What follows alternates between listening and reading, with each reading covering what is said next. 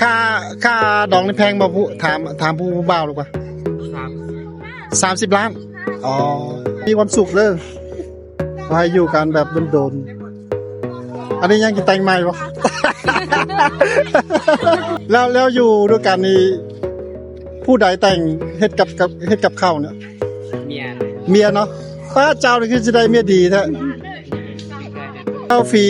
ฝีมือรู้สึกเป็นเท่าไหร่ฝีมือของแฟนแซ่บอยู่เนาะอ๋อผู้นี้มักแต่งกับข้าวเนี่ยมักเฮ็ดกับข้าวบ่มักโอ้ยตายกันไม่เป็นแฟนนาที่แนวใดก็อันนี้ค่าดองแพงปะแพงเท่าไหร่ประมาณกี่ล้านประมาณ100 ล้านโอ้ยเสียวหลายแต่ผู้เอ่ยดิผู้น้องนี่ค่าแต่ง30 ล้านเองผู้เอ่ยบอก100 ล้านฮะคือเสียวหลายเถอะผู้น้องนี่30 ล้านเขาเฮ็ดกับข้าวเก่งเด้เขาแต่งข้าวแซ่บเด้เมื่อกี้ถามแฟนก็แล้วเจ้าเฮ็ดกับข้าวบ่เป็นอีกทำกับข้าวไม่เป็นอีกค่าดองเรียก100 ล้าน3หญิง1ชาย3เอ่ยน้องจริงด้วยสบายดีมูเหรอมูหลายเนาะสบายดีเพื่อนๆมื้อนี้เฮาออกมาเดินเล่นเนาะมื้อนี้สิออกมาถ่ายผู้สาวให้ทุกคนได้เบิ่งเนาะอย่าลืมกดติดตามเด้ออย่าลืมให้กำลังใจลงคลิปต่อๆไปนะครับขอขอบคุณทุกคนครับมื้อนี้คนหลายเนาะมื้อนี้เนาะมื้อนี้มีแต่สาวๆว่าบ้าออกมาเล่นมาเที่ยวเนาะแต่ผู้หญิงผู้ชายไม่แต่ผู้หญิงผู้ชายยืนกันเป็นกลุ่มเลยผู้บ่าวก็ออกมาผู้สาวก็ออกมาผู้บ่าวเนาะ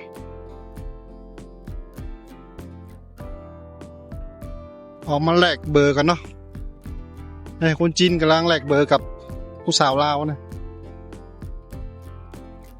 คนจีนกำลังแลกเบอร์กับผู้สาวลาวเนาะโอ้ยสบายดีเนี่ยLady Lao, lady. Beautiful. Just thank you so much. Really? How you feel today? No. มึนตึ๊บโอ้ยภาษาอังกฤษก็หมดนี่เนาะเอาเรียกกับไผ่มันนี่my friend. 4 คน Four lady. Yeah, no, lady boy. 4. 3. This one girl. Lady. 3 girl, 1 lady boy. 3 lady boy. 1 girl. Yeah. Yeah. And girl.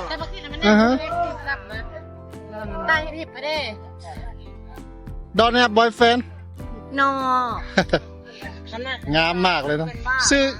ชื่ออย่างก็ Hustlin. น้องลินเนาะน้องลินกับมู Lady boy. Lady boy มียังฝากถึงผู้บ่าวกำลังไปเที่ยวใส่ต่อเนี่ยกำลังจะไปกินข้าวกินข้าวใช่แล้วนอนกันนะงาม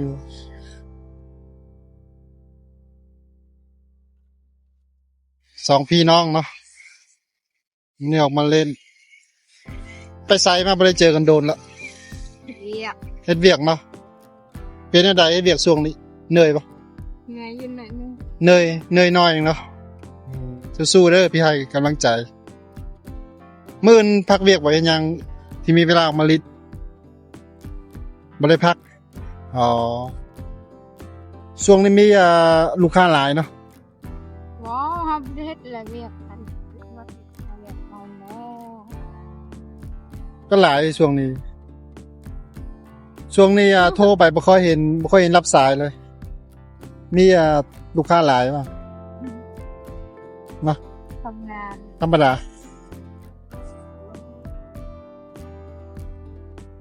มันนี่เบิ่ง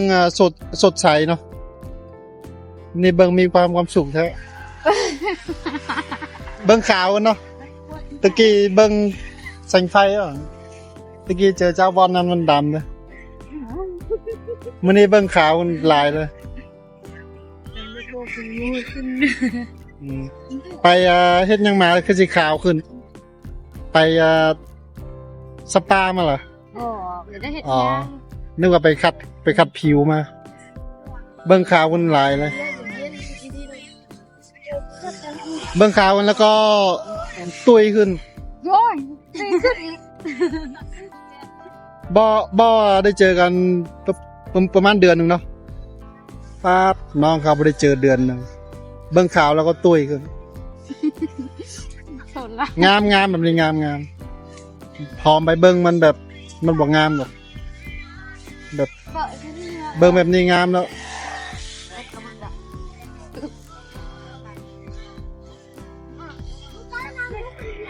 สองอยู่บ้านมีน้องจากคนน่ะ สี่ 4 คนป้าสิหลายแล้วมี4 คนนี่คือเป็นผู้สาวหมดเหรอ ผู้สาวสาม อ๋อ เสื้อสาวมาลิ้นมันมีสาวมาลิ้นหลายมาก ผู้ชายหนึ่งมีผู้หญิง3โอ้ยหลายเนาะน้องก็สิหลายเลยน้องก็3 คน3 หญิง 1 ชาย น้องเป็นคนกก เป็นคนล่าเหรออ๋อเป็นคนในคนกก พอดีคนล่า อ๋อคนในคนล่า แล้วก็ ใช่เป็นไอ้ก๊ก เอาผู้ชายกก แล้วก็น้องเป็นคนที่เท่าไหร่น้องเป็นคนที่3อ๋อ แล้วก็ไม่คนหนึ่งอีก อ๋อป้าคือ3 หญิง อย่างเป็นคนที่ หนึ่งชาย ป้าสิหลายเนาะสามหญิงนี่คือเมื่อผัวหมดแล้วเมื่อผัวหมดแล้วบ่หรือว่ายังโสดทั้ง3เนาะ3 หญิงคือยังโสดถ้าผู้ใดได้เป็นลูกเคยเนาะ รูดนะจึงสิบนเปาะอย่างฮะ นั่งแท็กซี่ก็หลายตังค์อยู่เนาะก็หลายเงินอยู่เฮ็ดเวียกบอลอันเดียวกันล่ะหรือว่าคนละบอล คนละก็ อ๋อคนละบอลเนาะเฮ็ดหยัง2 พี่น้องเฮ็ดเวียกคนละบอลเบสบอลเดียวกัน ไปเห็ดเรียกบ้าน อ๋อเวียกบ้านโอ้ยสิชายเวียกบ้านงามขนาดนี้บ่เชื่อเด้หน้าตาซ้ำนี่บ่เฮ็ดเวียกบ้านแล้วความฝันมาเฮ็ดเวียกเกี่ยวกับแนวใดก็ ผักละยังคิดแบบ อ๋อจะคิดบอกเนาะอืมถ้าเกิดถึงรางวัลใหญ่ ถ้าเกิดถึงรางวัลใหญ่500 ล้านกีบผู้สาวจะเอาไปเฮ็ดหยัง เอาไปลงทุนงานขายเครื่องแบบว่า เป็น อ๋อ เครื่องสำอางเป็น ถ้าเกิดถึงรางวัลใหญ่ก็ไปเปิดร้านขายเครื่องขัดสำอางอ๋อแล้วบ่ส่งให้พ่อแม่เหรอ อาหารส้มนี่นะ ส่งให้อยู่เนาะก็ครึ่งหนึงก็เปิดร้านขายเครื่องสำอางเนาะหมื่นขอให้ถึกเด้อหมื่นขอให้ถึกรางวัลใหญ่เด้อถึงรางวัลใหญ่พากินเลี้ยงใส่กรอกก็พอแล้วไม่ต้องเลี้ยงหยังหรูหราหรอก อันนี้ไล่สไตล์มักไปเที่ยวผับบ่ มาก มักเนาะเดี๋ยวว่างสิพาไปลินผับเนาะดื่มเหล้าเก่งบ่ กินเยอะเลย อ๋อระหว่างเรากับเบียร์ผู้สาวสิมักดื่มยังหลายมักดื่มเบียร์หลายกว่าเนาะเบิ่งทรงแบบนี้น่าจะแบบ2-3 ลังมั้ย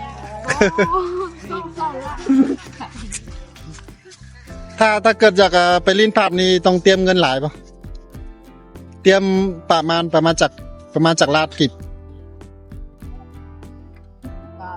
เพราะว่าประมาณ3 ล้านเนาะอ๋อก็หลาย3 ล้าน 3 ล้านเจง แจ้งเลยเนาะ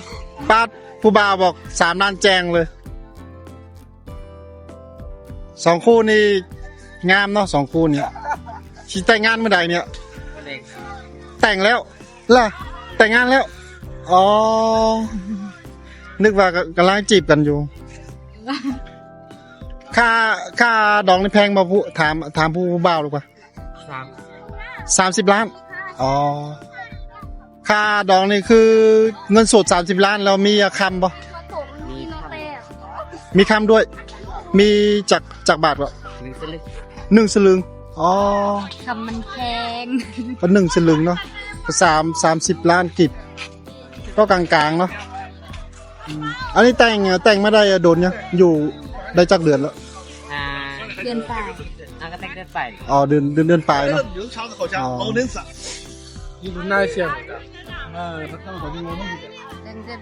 ขอให้มีความสุขเด้อ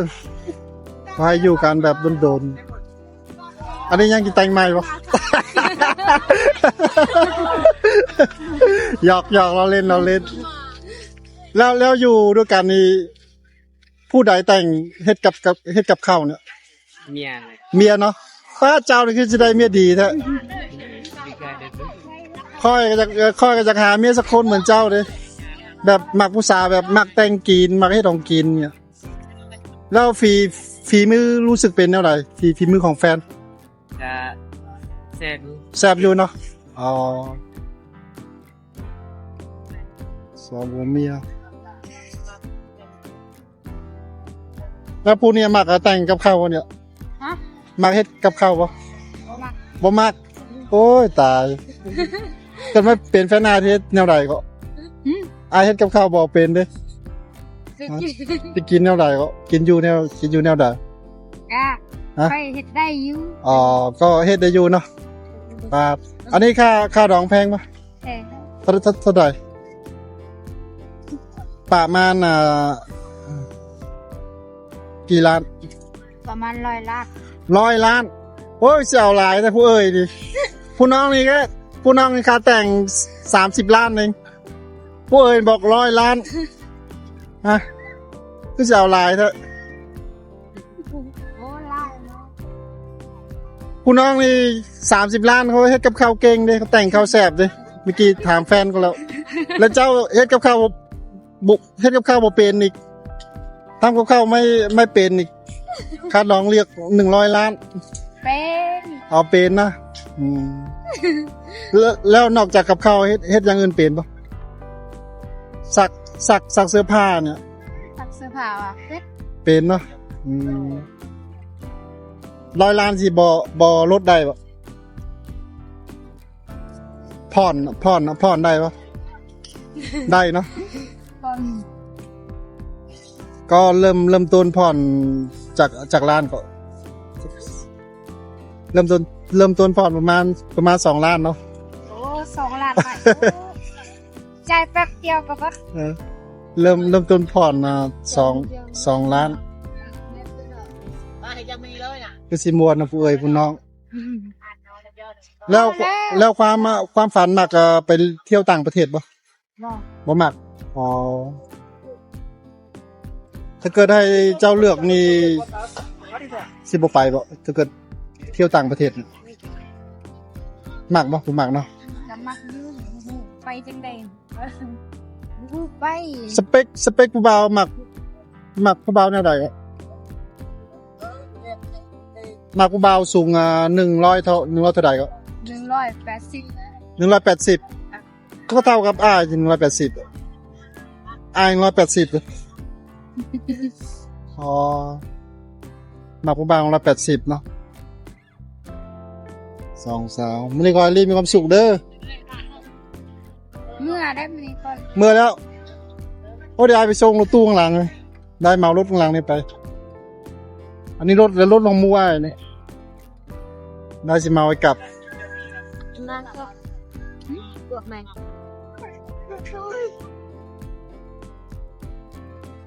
3 เอ่ยน้องจริงด้วยสบายดี3 เอ่ยน้องจริงถ่ายรูปบ่ ไม่จริงอ่ะ ถ่ายรูป3 เอ่ยน้องบ่ยืนบอลนี่เลย เดี๋ยวส่งให้3 เอ่ยน้องเนาะงามแท้1 2 3ส่งนี่หน่อยส่งนี่หน่อยงามๆหน่อยอันนี้เลยส่งตรงไอ้มือออกนี่เลยนี่แหละ 1 2 3โอเค3ไอ้น้องจริงมั้ยเนาะ ยอมดอก มันนี่ออกช้อปปิ้งเนาะป้าอันนี้ไปซื้อยังมาเอาซื้อเสื้อเนาะเมื่อสิอ้ายไปแต่งกับน้องเจ้าเด้เขาเรียก100 ล้านอ่ะฮะแม่นเมื่อสิเอาเมื่อบ้านไปแต่งกับน้องเจ้าเด้ อยู่บ้านเลย กับบ้านเจ้าแล้วบ้านพ่อแม่เจ้าแล้ว จะกลับบ้านค่อยวะ แมนสิกลับไปขอสู่ แต่งงานกับน้องเจ้าเขาบอกว่า100 ล้าน แต่ผู้น้องจากแต่งไป30 ล้าน แต่คนนี้เรียก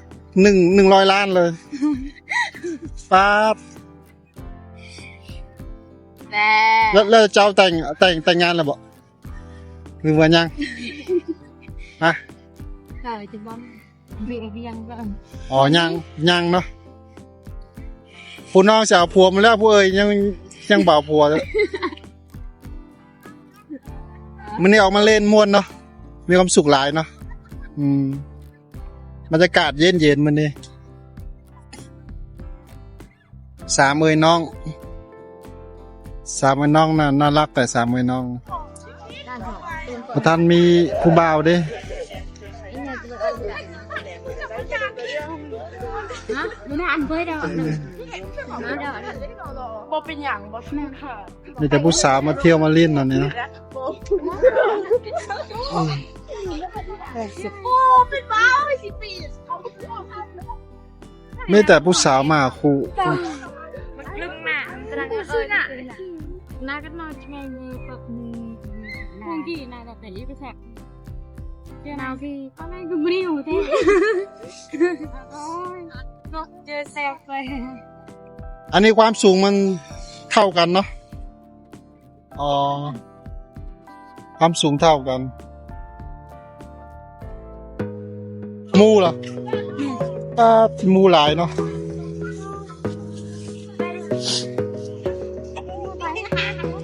ป้ากอดกันด้วย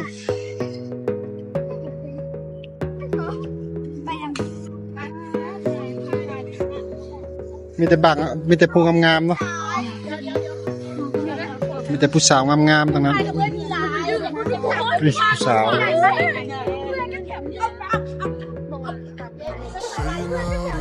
แต่ผู้สาวงามๆเนาะมาดินมาเที่ยว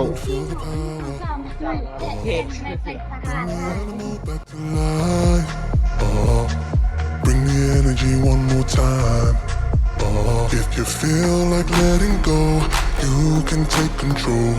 You can turn this all to something beautiful where you feel life